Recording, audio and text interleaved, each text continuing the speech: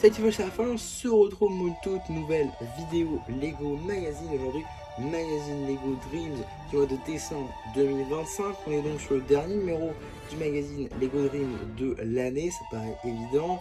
Et donc on va tout de suite commencer par la mini-figurine.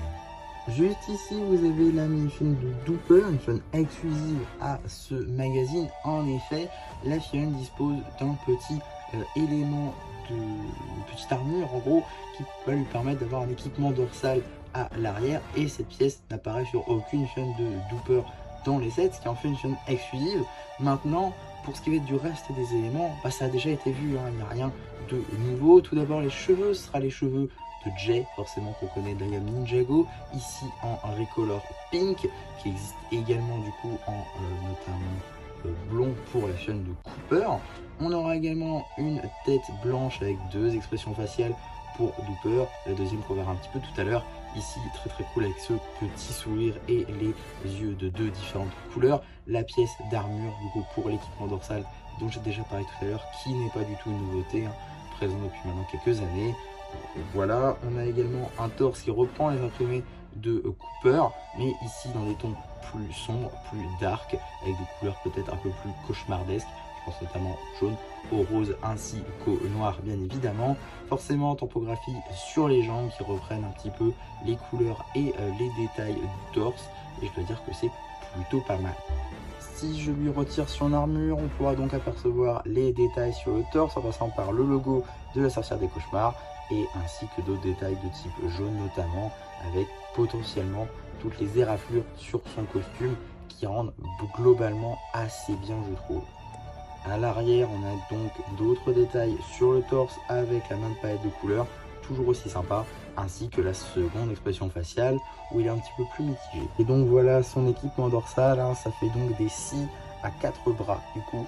Dans son dos, bon, ça colle avec l'univers de Dooper, tout ce qui va être technologique, tout ce qui va être armes, etc. C'est lui un peu qui fait ça dans l'équipe. Maintenant, vu que ça se voit pas dans la série, voilà, l'intérêt est assez second, on va dire, mais ça permet d'avoir quelques pièces pour du vrac, plutôt cool. Je trouve maintenant que la taille ici totalement dépourvue de détails, c'est un peu dommage, tant qu'il y a des pièces avec des stickers qui auraient pu coller avec l'univers de la sorcière des cauchemars, notamment avec son logo dessus. Maintenant c'est un sticker, voilà. Les stickers dans le magazine c'est pas trop voulu, je comprends. Maintenant je pense que ça aurait pu être plutôt cool afin de rajouter du détail. Enfin, il vient avec une hache des cauchemars, du coup, avec une barre rose, un manche noir, une lame de hache argentée, ainsi qu'une petite pyramide rose transparente qui notamment fait beaucoup penser à cristalliser forcément. Donc voilà, maintenant on fait le tour de la mini-figurine. On va pouvoir très rapidement regarder le paper bag juste ici, avec donc une illustration de notre personnage, une image à l'échelle, même si j'avoue avoir un doute sur ça. Non, ok.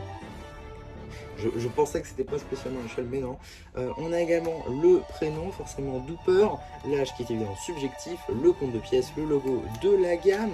On a également l'échelle juste ici, ainsi que le petit numéro d'item qui permettra de le rajouter à votre collection d'Excel, ou tout simplement d'obtenir les instructions sur le site de Blue Ocean. En ce qui concerne le magazine en lui-même, on sera sur un format classique à 6,99 €, dans lequel on va pouvoir découvrir tout d'abord un petit sommaire accompagné d'une petite publicité pour le magazine Lego Star Wars en général, avec deux anciens numéros, celui de mars 2024 avec le garde de Coruscant, ainsi que celui d'août 2024 accompagné du coup de la femme de Sabine Wren. Donc forcément numéro de 2024, on arrive en 2026, des numéros qui pour l'un va bientôt avoir 2 ans. Il s'agirait peut-être de faire une mise à jour concernant cette bande dessinée.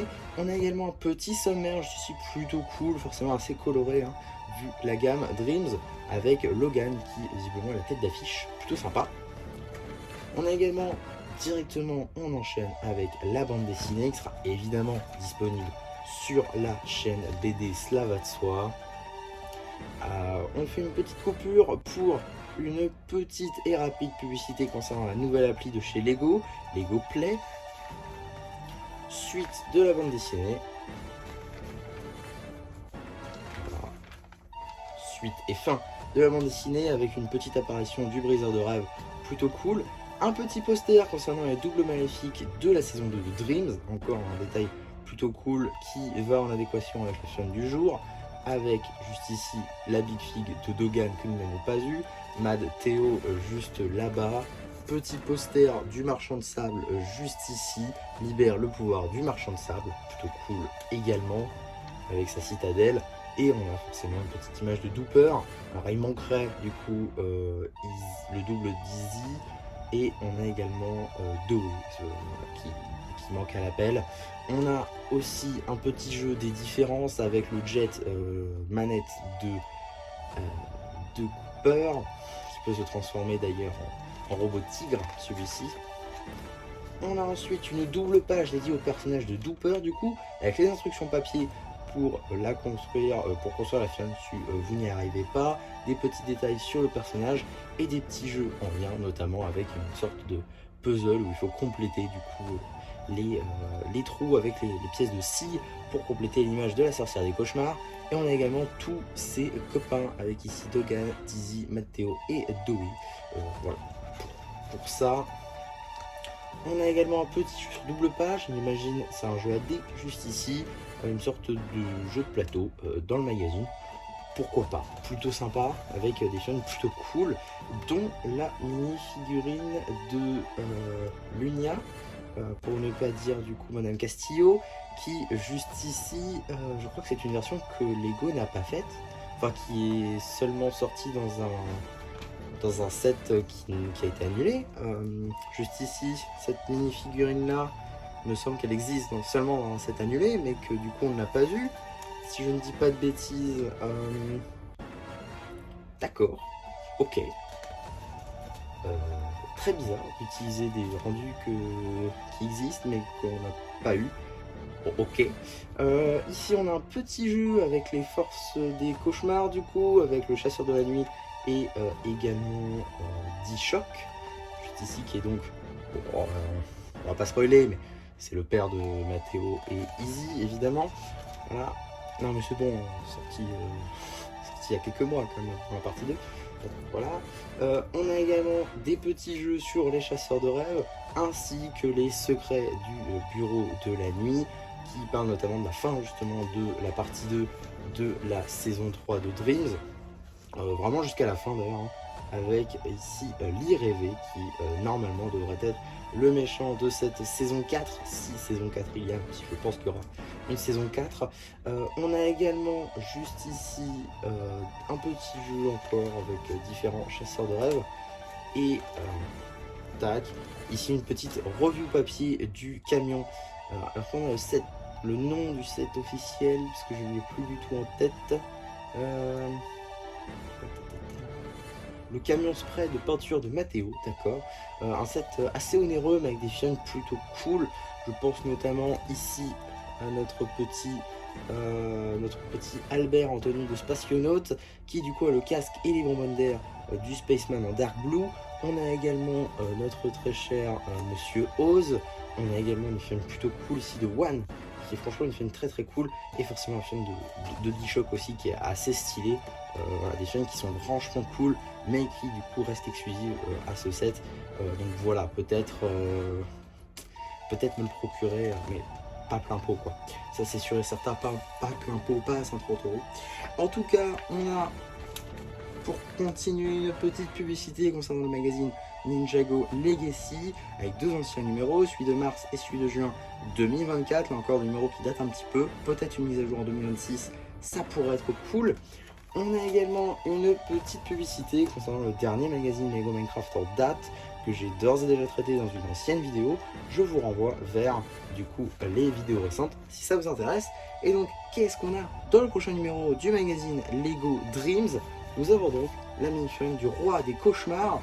Et là c'est un petit peu décevant, la figurine du roi des cauchemars, une figurine que nous avons déjà eu dans le magazine. Franchement dommage, même si c'est une très très bonne mini-figurine, que peut-être pas tout le monde a réussi à se procurer. C'est une figurine qu'on a déjà eu à l'exactitude prête, même de l'arme. C'est réellement la même surprise. Si il s'avère qu'on a vraiment celle-ci en mars, c'est vraiment dommage, je pense, de nous ressortir la même figurine, alors que déjà vous sortez un numéro tous les 3 mois, bon voilà. Et d'autant plus qu'en Allemagne notamment, on a eu déjà les visuels d'un autre numéro, avec la figurine de Matteo, dans une tenue un peu plus récente, figurine très très cool aussi. Ce serait dommage de ressortir une ancienne figurine alors qu'on pourrait avoir une nouvelle. Donc voilà, un peu dommage là-dessus, même si c'est une figurine très très cool, assez détaillée et très stylée que tout le monde voudrait s'arracher. En tout cas quand c'était sorti en 2023. Donc voilà, ce serait vraiment dommage. Pour le coup, j'imagine, je sais pas en fait, quand ce magazine a été fait, je sais pas pourquoi, quel est l'intérêt de ressortir une ancienne surprise qu'on a déjà eue, parce que là c'est vraiment à l'exactif prête, à la pièce prête. Donc vraiment je ne comprends pas. J'espère vraiment qu'ils changeront la surprise à la dernière minute, parce que ce serait dommage tout simplement d'avoir la même surprise à l'exactitude prête. En tout cas, voilà pour ce magazine Lego Dreams, vous l'avez vu, une figurine plutôt intéressante. Également des rendus 3D de figurines qu'on n'a pas en tout cas, mais qui existent quand même, ça c'est plutôt intéressant. Et un prochain numéro à surveiller, parce que potentiellement ça peut être très dommage pour l'avenir du magazine Lego Dreams. En tout cas, voilà ce que j'avais à dire sur ce magazine Lego Dreams. J'espère en tout cas qu'il vous aura plu. Surtout, n'hésitez pas à me le dire en commentaire. N'hésitez pas non plus à liker la vidéo, à vous abonner, à partager. Et moi, c'était MC qui vous dit bye bye.